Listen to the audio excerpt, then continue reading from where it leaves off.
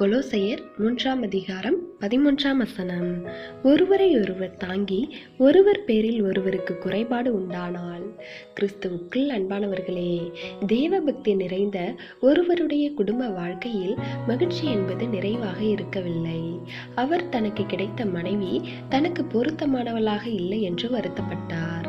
தன்னுடைய எண்ணம், சிந்தனை, ஆர்வம், புரிந்து கொள்ளுதல் ஆகிய விஷயங்களில் தன் மனைவி கொஞ்சம் வித்தியாசப்படும் போதெல்லாம் தனக்கு பொருத்தமான வாழ்க்கை துணை அமையாமல் போய்விட்டதாக எண்ணி வருத்தப்பட்டார். ஏன் இப்படி நிகழ்ந்தது என்ற கேள்வி அடிக்கடி எழுந்தது.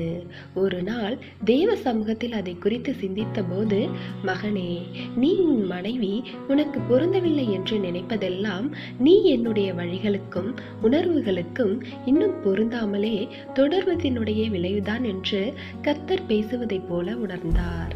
அது தன்னுடைய மனோபாவங்களை இன்னும் சற்று ஆழமாக ஆராய்ந்து பார்க்க அவருக்கு உதவியது.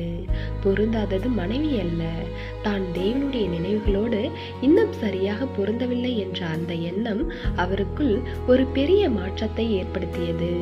நமக்கு கிடைக்கின்ற வாழ்க்கை துணையோ நண்பர்களோ நமக்கு எல்லா விதத்திலும் சரியாக பொருந்தி போகத்தக்கதாக இயந்திரத்தில் விசேஷமாக வார்க்கப்பட்டு உருவாக்கப்பட்டவர்கள் அல்ல.